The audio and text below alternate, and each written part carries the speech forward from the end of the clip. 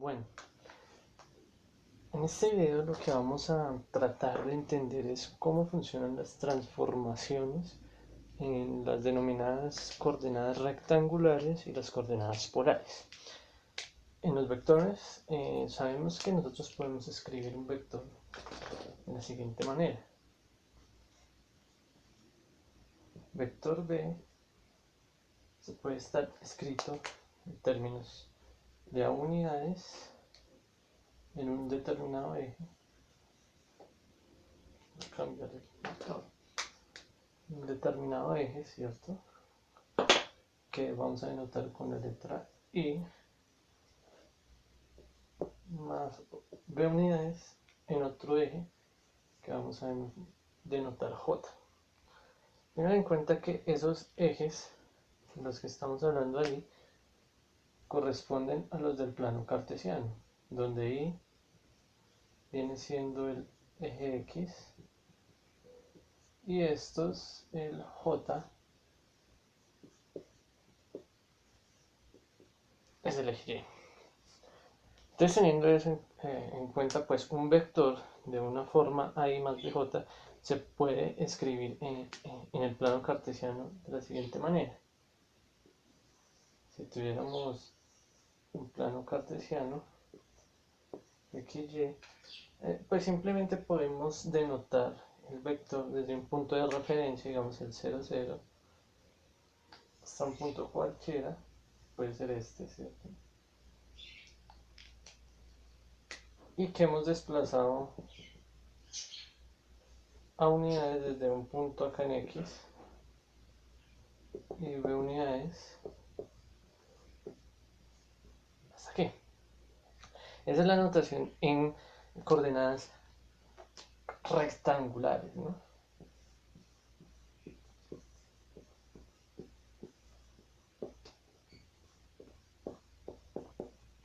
Ahora bien,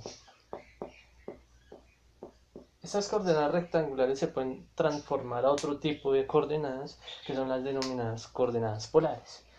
¿Pero qué es eso de coordenadas polares? Son aquellas coordenadas en donde el vector o el número, o bueno, lo que tengamos que ubicar en el plano se escribe en términos de ángulo y de magnitud. Entonces, aquí tenemos que entender que esto tiene un ángulo de abertura θ y tiene una magnitud R. Magnitud R que va desde acá hasta el punto final. O sea que es tanto realmente lo que hemos recorrido avanzando sobre la línea del vector. Entonces, en ese orden de ideas, pues nosotros podremos hacer una transformación de las dos componentes, pasar de coordenadas rectangulares a polares o de polares a rectangulares. Vamos a entender cómo es que se hace el cambio entre ambas. Entonces, pues me permito borrar de nuevo y vamos a hacer un dibujo un poco más que nos permita entender un poco más eso. Damos de cuenta que tenemos un rectángulo y pues sencillamente nosotros tenemos que este rectángulo tiene una base A, de unidades A y de altura B, de unidades a unidades, y que pues como sabemos el rectángulo se podría partir en dos y eso se puede escribir como un vector, ¿cierto? Esa línea. Ese vector, en verdad, pues, ¿qué nos permite tener? Un ángulo de abertura y una distancia R, que sería como esa línea que atraviesa el rectángulo. Pero en términos más correctos, pues que tenemos acá un triángulo rectángulo formado por esta parte interna, ¿cierto? Un triángulo rectángulo, en donde pues podemos observar que tiene efectivamente un cateto opuesto, vamos a denotar como CO, y un cateto, es cateto adyacente, perdón, y un cateto opuesto, ¿cierto? ¿A qué? Catetos opuestos y adyacentes a qué? A este ángulo θ. Muy bien. Entonces, como tenemos eso, y también tenemos que esto sería pues prácticamente nuestra hipotenusa H. Entonces, en términos del teorema de Pitágoras, de las relaciones pitagóricas, podemos encontrar alguna que nos involucre tanto el cateto adyacente, el cateto opuesto y el ángulo θ, que es lo que conocemos. también podríamos relacionar el h que tenemos ahí para hallarlo. Entonces tengan en cuenta que lo que está en verde es lo desconocido y lo conocido es lo que tenemos en negro en estos puntos, ¿no? Perdón, ya no me funciona. Los conocidos son estos y estos nomás. Este es un interrogante, ¿cierto? Entonces, ¿qué tenemos? Pues que tenemos que escribir, claro está, en términos de A y B, que pues si lo traducimos a coordenadas rectangulares sería como el valor de X y Y, ¿no? Vemos que esto acá es X y esto aquí es Y. Entonces A es igual a X y B igual a Y, para que no nos confundamos. Entonces, pues aplicando el teorema de Pitágoras nos decía que la hipotenusa al cuadrado es igual al cateto adyacente o cateto 1 al cuadrado, que sería X, más el cateto 2 al cuadrado, o sea que sería el valor de B, ¿cierto? El cateto opuesto. Y si nosotros despejáramos, pues nos quedaría que quedan dos valores, ¿no? Un valor positivo y un valor negativo. Recuerden que cuando uno tiene una potencia par, sea la que fuere, 2, 4, 6, siempre van a haber dos posibles soluciones, o cuatro, dependiendo de qué grado tengamos la ecuación. Como es elevado al cuadrado, tendremos dos soluciones, una que es positiva y la otra es negativa, porque cuando elevamos un número positivo al cuadrado nos va a dar positivo al final, y cuando elevamos un número negativo al cuadrado nos va a dar positivo al final. Pero como h viene siendo una distancia, que es esto de acá es la distancia, entonces tenemos que tomar solamente la solución positiva, porque pues las magnitudes no las medimos en sentido negativo. Es contrario si uno toma un punto de referencia y dice, me he desplazado 10 unidades a la izquierda de ese punto de referencia, y a veces lo denotamos como menos, pero pues no es que las unidades de medida sean negativas, son positivas. Entonces ahí pues simplemente le quitamos el menos y por eso nos queda siempre el positivo. Listo, teniendo en cuenta eso ya tenemos la primera opción de transformación. Acá voy a, con el perdón de ustedes, voy a borrar ya este rectángulo para que nos quepan las relaciones. Y ese es el primer valor que tenemos. El valor de h, que en pocas palabras h viene siendo r, ¿no? Recordémonos acá que esto es igual a f. Entonces, pues ya tenemos la primera relación y es saber el valor de la magnitud del vector en términos de coordenadas polares. Ahora bien, tenemos que hallar el valor de teta. Pero entonces tenemos que mirar qué relación trigonométrica nos relaciona, valga la redundancia, el valor del ángulo teta, el valor del cateto opuesto, que es y el valor del cateto adyacente, que es x.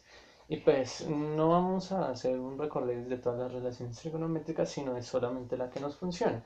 Y en ese caso sería tangente de teta, ya que tangente de teta es igual a cateto opuesto sobre cateto adyacente. En ese orden de ideas, entonces, pues simplemente es reemplazar tangente de teta es igual a cateto opuesto, que es este y, sobre el cateto adyacente, que es x. Entonces ya tenemos una primera aproximación y perdonarán, voy a borrar ya todo este triángulo.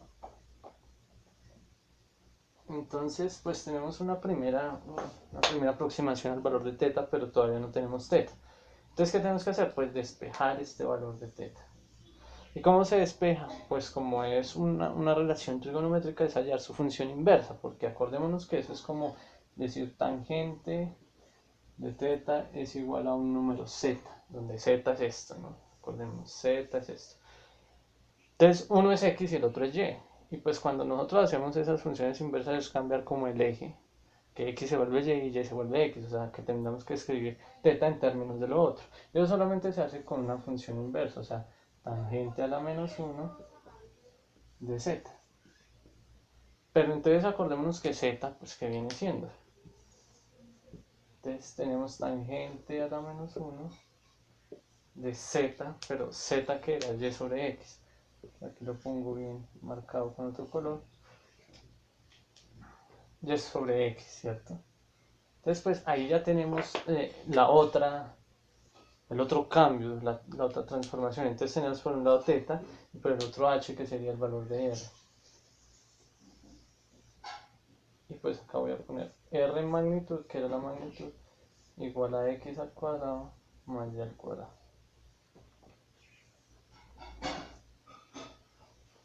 Y ya tenemos, por supuesto, las dos relaciones que que necesitábamos. ¿Y esto cómo se denomina?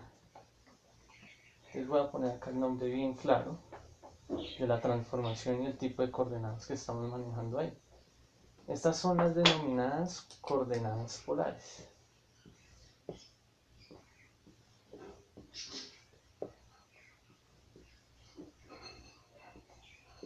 Y bueno, ya que tenemos ahí las coordenadas polares, entonces podemos hacer cualquier manejo conociendo solamente el valor de y y x, que eran los que estaban en el vector inicial, como a y b, a igual a x y b igual a y. Ahora bien, nosotros podríamos hacer la transformación al contrario. Al contrario, pues entonces empezar con los valores de θ y r e irnos a las coordenadas rectangulares. Pues resulta que ese sí es un problema mucho más sencillo. Y lo vamos a evidenciar con el uso de un triángulo rectángulo, igual como lo teníamos ahorita. Entonces vamos a volverlo a dibujar para que miremos cómo se hace. Entonces tenemos un triángulo rectángulo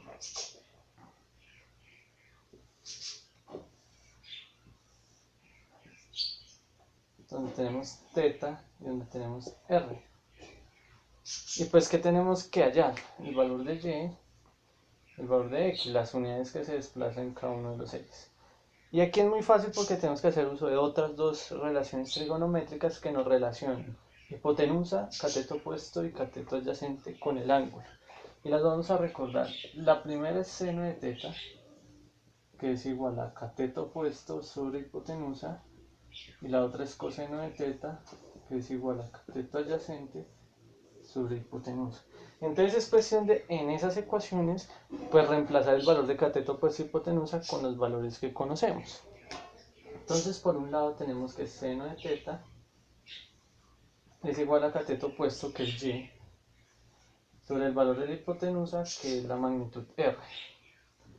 Y por el otro lado tenemos que coseno de θ es cateto adyacente, que sería el x, sobre hipotenusa, que es la magnitud de r. Y pues, ¿qué es lo que necesitamos hallar? Pues y y x. Entonces es cuestión de despejar en esas ecuaciones. Entonces pasar esto, por ejemplo, a multiplicar y esto acá a multiplicar. De tal manera que ahora pues tenemos que x es igual a r por coseno de θ y y es igual a r por seno de θ. Y entonces ahí pues fácilmente tenemos las relaciones de cambio para hallar una relación de las transformaciones en coordenadas polares y coordenadas rectangulares, hacer los cambios básicos. Bueno, eso es todo. Así es como se realizaría el cambio de los vectores si se escribiera en forma rectangular y para pasar la forma polar, y viceversa. Y eso se hace con otros tipos de operaciones, pero esto está enfocado pues para que entendamos también lo de vectores. Entonces eso es todo por el momento.